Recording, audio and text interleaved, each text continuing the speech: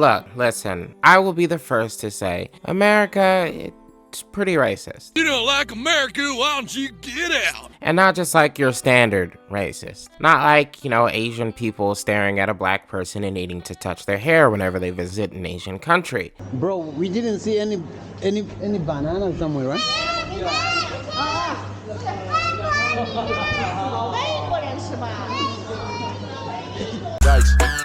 Not like Native Americans calling someone the white man's with such thickness that Custer himself gets an extra spike in the rear in hell each time it is said. Now, I mean racist in the forms of this country has bombed its own citizens for being not white. Racist in the form that our president can say a guy is an MS-13 that was known to be a gay hairdresser because he had theater group tattoos.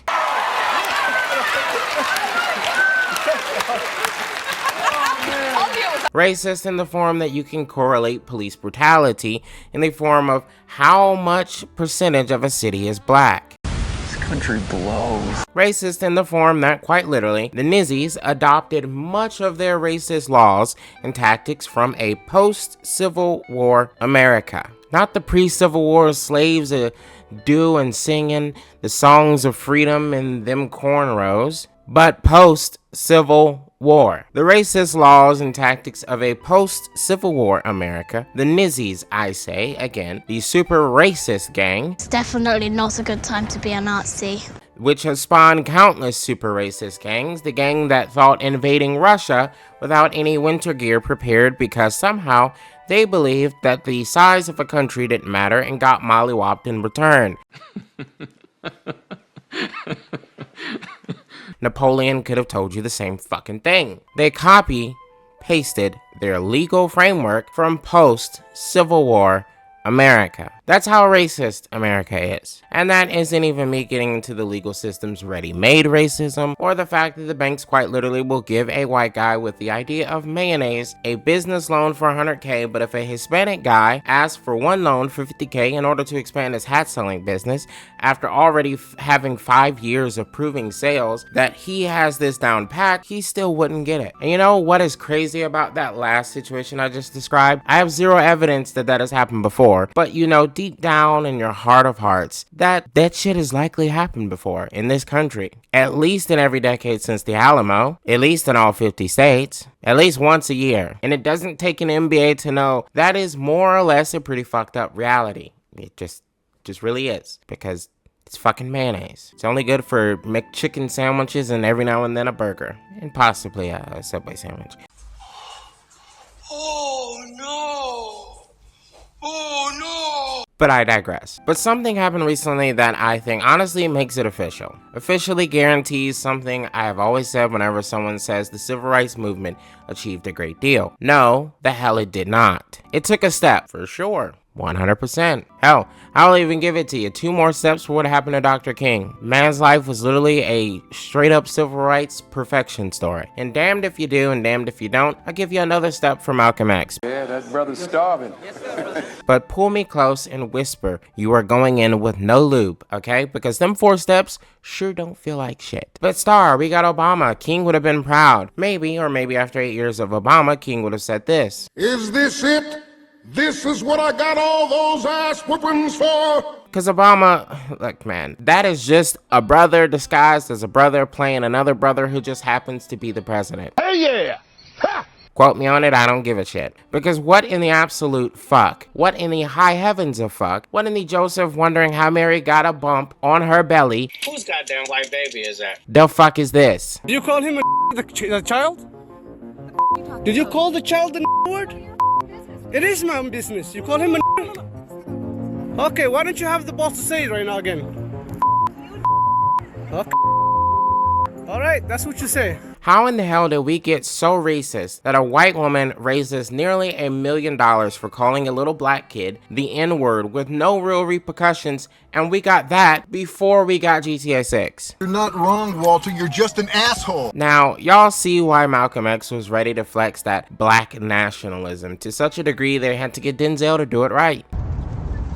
My nigga. I will allude to one thing. Keep going. Keep trying. Keep stepping on glass and thinking that shit don't cut. Like all those who oppress, you will learn not only does it cut, but the wound doesn't fucking heal. Racism is like cancer. By the time you found out about it, everyone is already ready to grieve your loss. Sure, you can change, but it's a long road. Lots of chemo, lots of weekdays, lots of moments where you'd rather be dead, and everyone around you has to adjust and find new ways to make do with living. But it seems like we have devolved from that punishment, where there is a chance you could very much survive. And look, we always had these types of people, right? No matter the race. Okay, civil rights movements did not eliminate them at all. And we have all had moments of playing into those racist stereotypes of other races. There's no such thing as other races. It's just one whole species. It's a scientific thing. I'm not gonna get all into it. Fuck. Until my senior year of high school, I had never eaten at a white friend's home unless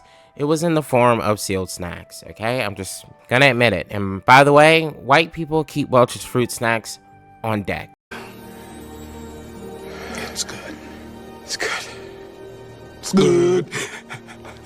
Okay, I just want that known, and if you know me in real life, you now know why I have said addiction. But that same white family's mama one day cooked, and I was hungry. One of those days where your stomach was somehow eating at your back, so I took the bait. I had some time to shed before even my mother or father would be home to make food, which would then take more time, so I prayed to God, and you know what? I fell for it. I had his protection and his comfort. I was prepared to go all in. And let me tell you something. It wasn't bait. It wasn't raisins. It wasn't a copious amount of mayo. And it wasn't a literal ranch farm. No, that day my soul met the good graces of mashed potatoes that would even make an Irishman fall in love. Damn pork chops that were so juicy yet crispy at the same time and tasted as if the hog was freshly ended that morning. How could this happen to me? I made my mistakes, got no. And I am not normally a lemonade person either, okay? Somehow, that day, I unknowingly drank 4 glasses of lemonade before someone had even said something. I have a severe issue where my stomach decides not to regulate its acidic levels. My poop is coming! It's a problem. So throwing too much acid in the day into my stomach, well, it can cause me some severe issues. 4 glasses of lemonade is a lot of issue causing lemonade. He's shit everywhere. There's shit everywhere! Damn it! But I didn't care. Those lemons were hand squeezed. The sugar levels were just right. And I was fine with getting diabetes that night. That's how good the food was. On that day, at the shameful age of 17, I learned that while you can't eat at everybody's house ain't got to include every white person. And I am thankful, many years removed from being that utterly stupid and generative, but also I didn't outwardly tell that friend or his mother the reason I never stayed long enough to join them in eating was because that I believe white people couldn't cook. Wrong. As stupid as it was, and for that stupidity, I didn't want to openly admit it to them. I was hiding my little bit of not really so harmful racism, but it was still racist nonetheless. I finally told that friend a week after about my come to Southern cooking moment that happened in his own home through his mother's cooking. And, you know, because he knew me, we laughed about it once. I had explained it to him. You know, it wasn't this we can no longer be friends type thing. It was this I told you this shit's good kind of type deal. You know what I'm saying? You get it, right? Was that racist of me? Again, I've already said it. Yeah, it was a little racist. Granted, I was also 17, which means I was basically a fucking idiot. Again, we all have moments of racism. However, and I hate to say this, there is some acceptable conditions by which moments of racism can per se exist. Boy, that escalated quickly. I mean, that really got out of hand fast. It jumped up a notch. It did, didn't it? Listen, okay? Let me explain. Comedians are racist all the time. If they do it right, which generally speaking, those who do it right, then it's funny as hell and we can all sit back and relax about it, have a laugh and a joke, like me and my friend did. And as far as that story, there's likely some of you watching this video that laughed out of the situation, despite it being that moment, which was steeped in a lot of this racist stereotypes. That's an interesting way of That makes sense. Or for instance, if a person said they saw a black person running on the street, even if that person appeared to be dressed as if they were just out for a jog and they decided to run. Hands down, I wouldn't judge someone seeing that and deciding to also run, regardless of if they are black or not, because black people are not fixtures in horror movies for two very, very important reasons. First reason, our shit going south meter is very hyperactive, so when it looks like death or pain is imminent, especially of supernatural causes, most of us turn into Usain Bolt in his fucking prime and sprint the other way. Ain't nobody got time for that. And the second reason being, Hollywood doesn't exactly give black directors a chance, despite black directors producing some of the top tier horror films of the past decade. I'm scared. But listen, what I am saying is, sometimes, a bit of stereotyping and joking, it can be funny, even if it's racist. But that line is very clear on certain terms used by certain people in reference to certain groups. Or at least I thought it was. Okay. Alright, that's what you say. Before admitting to using the racial slur against that child. Call him a the little child? What if he acts like one? Crossing that line is now a pretty decent chance of getting you $700,000, somewhere closer to $1 million, I believe, by now at the time of this recording, all because a little boy, so little that unironically in this situation, calling him boy is more accurate than it is racist, was messing around with your 18-month-old child's diaper bag. Then you got a nerve to say, I called the kid out for what he was? She wrote, adding that the online videos have caused my family and myself great turmoil. Look, I ain't gonna try and change some 90-year-old man's chronic racism condition so long as he is somewhat respectable, right? Because at the day's end, can't teach an old dog new tricks, and if it slips of his mind, for all I know, he's flashing in and out of a 1940s diner thanks to dementia. And even if it isn't that, it's an old fuck who has a higher likelihood of dying tomorrow than I do, and when I am close to death, I'll probably be pretty fucking ornery and an asshole too. But this is a woman who is young enough to have been born during the latter half of Gen X at worst, and considering that baby's age, and maybe just generalizing here with as much logic as I could give based on her appearance, she is young enough to change, and definitely young enough to know committing a hate crime is not only wrong and spurs only more cancer, but also she is an adult, which is old enough to know you don't bully a fucking child. A 5-year-old child for doing 5-year-old shit. Dumbass. Kids don't really have a perception of you not touching stuff that don't belong to you. That is firmly grasped until they are like, what? I don't know, fucking 10-ish? And from the looks of it, she is at a park play area. There are several clear rules kids have in these spaces. 1. Whoever has cuties will give them to you and will likely kill you and your family if you get them. 2. If it's in the play area, it's likely for playing. That includes shoving things that clearly shouldn't be in your mouth to the average person, but you being a dumbass kid won't understand, and therefore you will scare the shit out of everyone when it turns into an obvious clear choking hazard. And 3, and lastly, the one who survives the hot-ass metal slide rules the playground.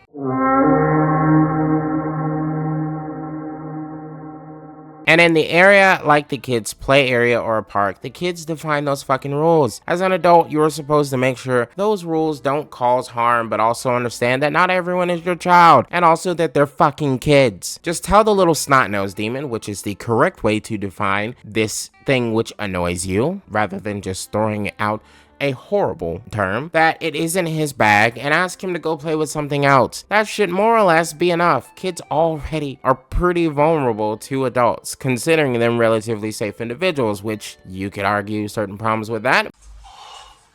Oh no! Oh no! But also, you know, can just leave your kids somewhere where you aren't able to visibly see them. Which meaning you're polite, instructions will likely make him leave the bag alone, even if he doesn't leave your immediate area. And if this doesn't work, look around for the parent of the child. As I was alluding to earlier, you can quite literally grill them a little once you get a hold of them for not watching after their kid better and ensuring that they don't get into stuff that they shouldn't. And not only would I agree with you, but I would also shit on anyone giving you grief about shitting on that parent for that. And my child, Good boy. isn't even human. But the route she took was immediately 1,000 miles removed from acceptable or defendable. Yet, she is getting defense for her actions. Damn near $1 million worth of fucking defense. Show me the money! And people are mad that the local NAACP branch set up a GoFundMe for the child that was called this word and his family. And while this GoFundMe has raised a good bit of funds, the fact that the woman's little fundraiser gained so much is pure insanity. And if you think, well, her life might be ruined by that little word, well, for me, it ain't even the fucking word. That's not really per se why her life is ruined. It's the fact she said that to a child. And then she went 10 toes down with the thing she said to a child. Call him a little child? What if he acts like one? Like, I can be charitable all the live long day to the average person, even if they are racist. No, sir, not me. I think that people who are stupid Klansmen should have universal health care. Wow. I think a neo-Nazi should be able to send their child to college if they wanted to and not spend a fucking dime. Wow. But she knew that this shit was wrong, and then she doubled down. Call him a little child? What if he acts like one? I mean, come on, she bullied and traumatized a child, a 5-year-old child, and people are defending her. Wow. I mean, of course, it's America. Racism is built into the soil, the foundation, the framing, the walls, the insulation, the piping, the windows, the doors, the ventilation, the landscaping, the driveway, the attic, and the fucking shingles. The whole 9 yards is literally racist. But we're defending this random fucking woman and putting more of a spotlight on her racist actions towards a 5-year-old child by giving her money for such action on the level most Americans, by the way, would need around 30 years just to earn that money through actual labor. We are cooked, okay? We are absolutely cooked. If any person who supports this quotes MLK or claims they aren't racist, Stop it. Get some help. like, I feel bad for the kid who got bullied and hate crimed by a grown-ass adult with a kid of her own. And I feel bad for that kid of the grown-ass adult bullying a kid, because his pure and bountiful childlike nature is going to be corrupted by the nuttiest mom this side of the fucking Mississippi. And I sure do hope he sees her stupidity for what it is, and if luck and persuasion are on his side, he can convince her she was wrong down the road. I mean, my parents can say things that one would expect of a black Gen X adult about certain instances of racism or stereotypes, and I would correct them on it. They don't say it in a terms of negativity or being an asshole. It's the same thing about the old dog, new tricks. It's what they grew up in. But there are certain levels upon which you could break that down. If someone is relatively younger, which my parents are relatively young, you can break that entire cycle and make them understand. It's a damn shame a kid has to be given that burden of having to do that for their own mother before they can even stop using fucking diapers. I don't know. What do you guys think? Is the world overreacting? Should people not be surprised by this racism being rewarded? What would you say to get $700,000? Actually, don't answer that one. This is the internet, and I know how deep this can go. Just do the other two, the former, okay? And let me know down in the comments below, and I'll be watching, so be nice to each other. Don't forget to subscribe, like, comment, and share with friends. But don't share with someone that will fling around that N-word with no hesitation and double down, though. Because you let them know if they come in here. I'm certainly that glass piece that will cut, okay? I will cut a motherfucker. Maybe some moments like that will bring this country to its freaking senses. But that cancer likely isn't going anywhere anytime soon.